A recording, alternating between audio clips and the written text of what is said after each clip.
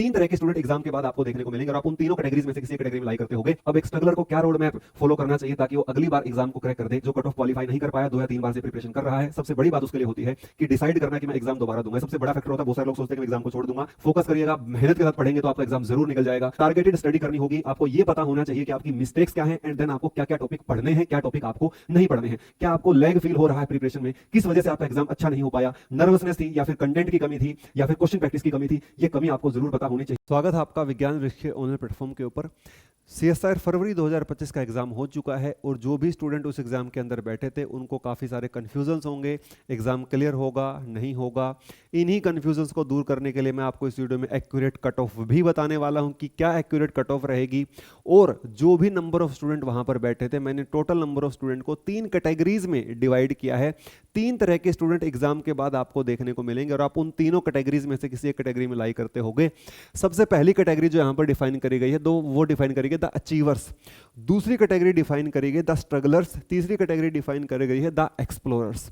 The achievers वो student हैं जो कट ऑफ से काफी ऊपर लाई करते हैं, जिनका एग्जाम क्लियर होना, क्वालिफाई होना निश्चित है, चाहे वो LS हो चाहे वो आपका JRF हो, जो हाई परफॉर्मिंग स्टूडेंट्स हैं। The strugglers low performing students हैं जो कट ऑफ से काफी नीचे रहेंगे, जिनको एडिशनल सपोर्ट की रिक्वायरमेंट है, जिनको प्रॉपर गाइडेंस की रिक्वायरमेंट है, वो आपके स्ट्रगलर्स की कैटेगरी में आते हैं। तीसरा द एक्सप्लोरर्स। एक्सप्लोरर्स वो स्टूडेंट हैं जो बाउंड्री पर लाई करते हैं।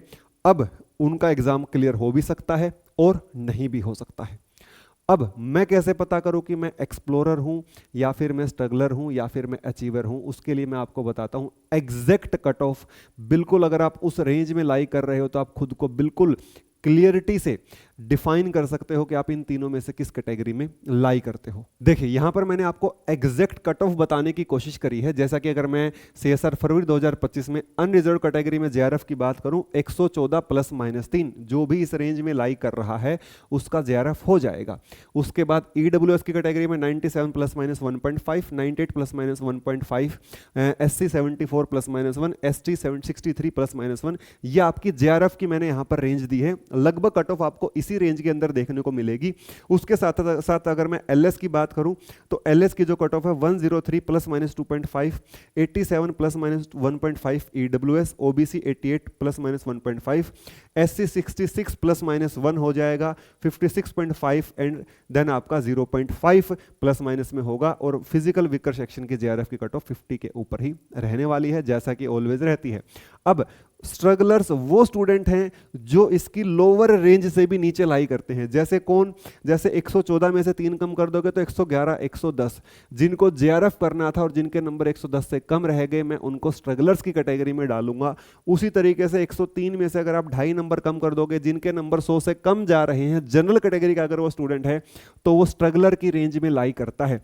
अगर मैं इसी तरीके से 87 में से 1.5 कम कर दूंगा, लगभग 85 से कम नंबर जिसके EWS या फिर OBC कैटेगरी में बन रहे हैं, तो वो आप स्ट्रगलर की कैटेगरी में ही लाई करते हो। और जो आपके एक्सप्लोरर हैं वो कौन से हैं?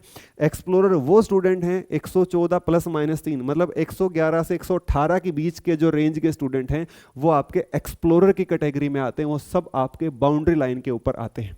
103 में से 2.5 कम कर दूंगा, मतलब 101 से लेकर 106, 107 तक जो भी स्टूडेंट लाई करते हैं वो आपके क्या कहते हैं, एक्सप्लोरर की कैटेगरी में लाई करते हैं। तो मतलब जो भी इस रेंज में लाई कर रहे हैं वो एक्सप्लोरर की कैटेगरी में आते हैं। जो भी इस रेंज से बिलो लाई करते हैं वो आपके स्ट्रगलर की कैटेगरी में हैं। और जो इस रेंज से अबव लाई करते हैं, जैसे 118 नंबर से ऊपर जो भी लाई कर रहा है, मेरे अकॉर्डिंग वो अचीवर की कैटेगरी में लाई करता है। तो यहां पर मैंने आपको सारी कैटेगरीज क्लियरली डिफाइन कर दी हैं। अब मैं स्पेशल फोकस करने वाला हूं स्ट्रगलर स्टूडेंट्स के ऊपर कि स्ट्रगलर्स को क्या करना चाहिए। मैं स्ट्रगलर्स को एक बार क्लियरली फिर से डिफाइन कर देता हूं। जिनका कम स्कोर रहा है, कट ऑफ से नीचे लाई कर रहा है, LS की कट ऑफ से भी अपनी कैटेगरी में जो नीचे लाई कर रहे हैं, उनको खुद की करी हुई मिस्टेक्स के बारे में पता है या फिर पता नहीं है, साथ के साथ वो इंप्रूव करना चाहते हैं और एग्जाम को क्रैक करना चाहते हैं, अपनी गलतियों से सीखना चाहते हैं, तो मैं उन सारे स्टूडेंट्स को स्ट्रगलर के अंदर ही कंसिडर कर रहा हूं। अब एक स्ट्रगलर को क्या रोड मैप फॉलो करना चाहिए ताकि वो अगली बार एग्जाम को क्रैक कर दे, आइए उसके बारे में जानते हैं। किसी भी स्ट्रगलर स्टूडेंट के लिए जो कट ऑफ क्वालिफाई नहीं कर पाया, 2 या 3 बार से प्रिपरेशन कर रहा है, सबसे बड़ी बात उसके लिए होती है कि डिसाइड करना कि मैं एग्जाम दोबारा दूंगा। सबसे बड़ा फैक्टर होता है। बहुत सारे लोग सोचते हैं कि मैं एग्जाम को छोड़ दूंगा।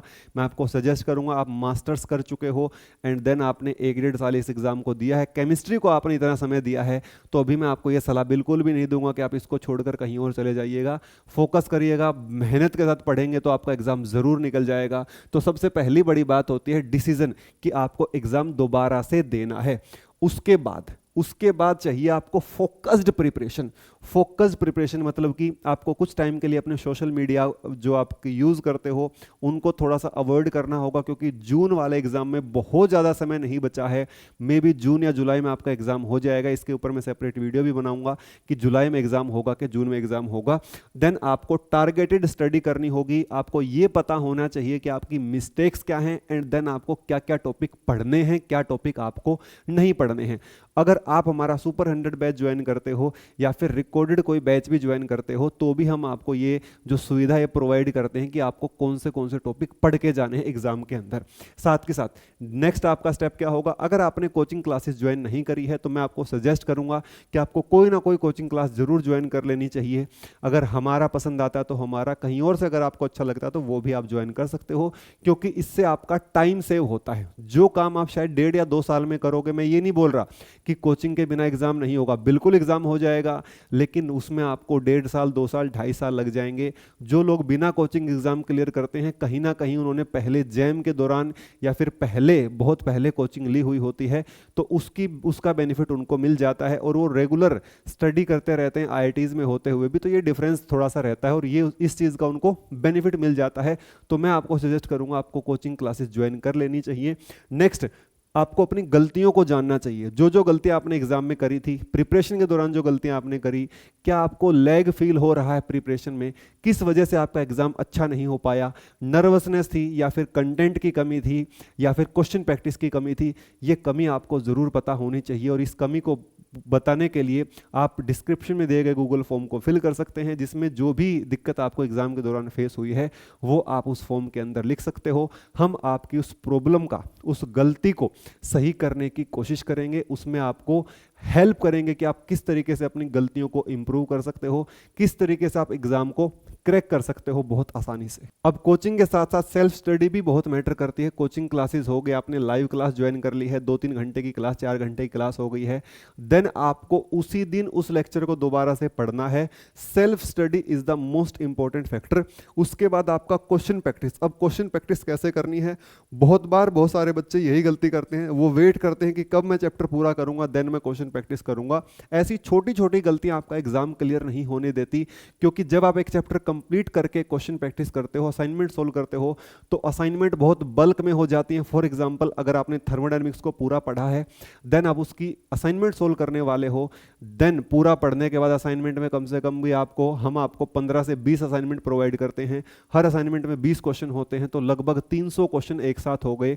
आप 300 क्वेश्चन कभी भी प्रैक्टिस नहीं करते हो, तो ये बहुत ही दिक्कत वाली बात होती है और आपको ये छोटी सी गलती रियलाइज भी नहीं होती और आप इस गलती के चक्कर में बार बार इस गलती को रिपीट करते हो, हर टॉपिक के साथ यही गलती रिपीट करते हो।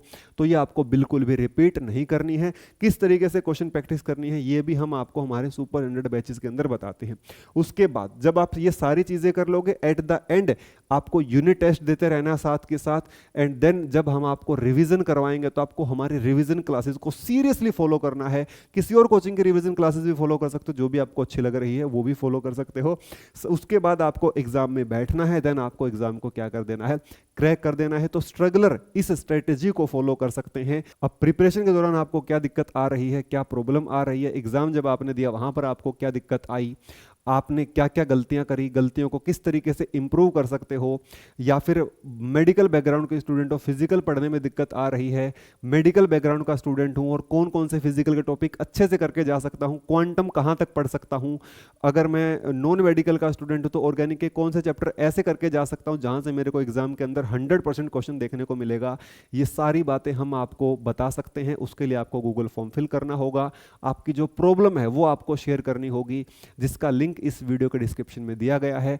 उसके बाद हम आपसे बात करेंगे, हमारे एक्सपर्ट, मोस्ट प्रोबेबली मैं ही आपसे बात कर लूँगा या फिर बाकी फैकल्टीज़ भी आपसे बात कर सकती हैं, बट उसके लिए आपको डिस्क्रिप्शन में दिए गए गूगल फॉर्म को फिल करना होगा। अगर वीडियो अच्छी लगी तो वीडियो को लाइक करना, शेयर करना, चैनल को सब्सक्राइब करना ना भूलें। Thank you so much.